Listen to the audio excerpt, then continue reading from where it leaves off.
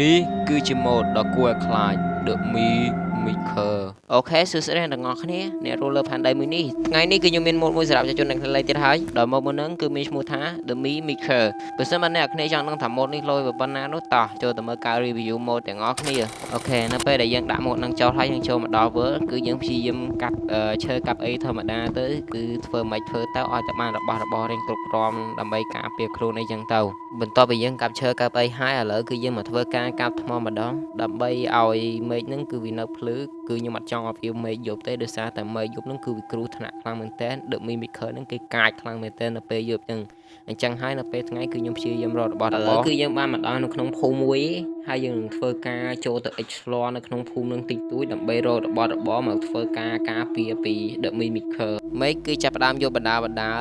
ហើយខ្ញុំនឹងធ្វើការដាក់ប្លុកដេកនៅលើដបូលនេះតែម្ដងដើម្បីការពារខ្លួននឹងពី The Mimicker មិនទាន់ទាំងនិយាយផុតពីមាត់ផងមកបាត់លឿនមែន Oh my god មើលសលេងអ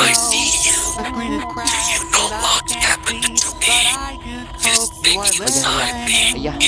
ខ្ញុំបញ្ញាប់ដេកសិនការនេះគឺសបល់ខ្លាំងមែនតើតែជាមួយនឹងវិសាចមួយក្បាលនេះបន្ទាប់ពីជប់រឿងយប់មិញទៅខ្ញុំដឹងថាដោយសារ The Mimicker នេះគឺវាចេញមកគ្រប់ទីកន្លែងតែម្ដងមិនថាក្នុងខែវដីវាលធម្មតាទេគឺវាចេញមកគ្រប់ទីកន្លែងតែម្ដងឲ្យតែយើងហ្នឹងគឺនៅទីណា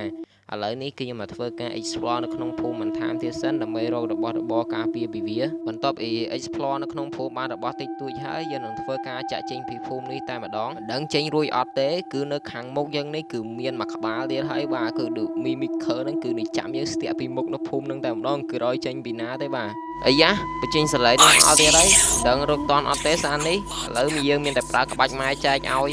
យ៉ាមកតន់បរោយអីយ៉ាកន្លែងនេះនឹងបានគេបានយើងទេយ៉ាOh my god man bro លឿនមែនណារត់តាន់អូខេឥឡូវការ review ម៉ូដរបស់យើងគឺបានមកដល់ទីបញ្ចប់ហើយបើសិនមកអ្នកគ្នាចូលចិត្តម៉ូដមួយនេះអាចទៅ download លេខបានលីងនៅក្នុង comment ឥឡូវមានតែប៉ុណ្្នឹងទេបាយ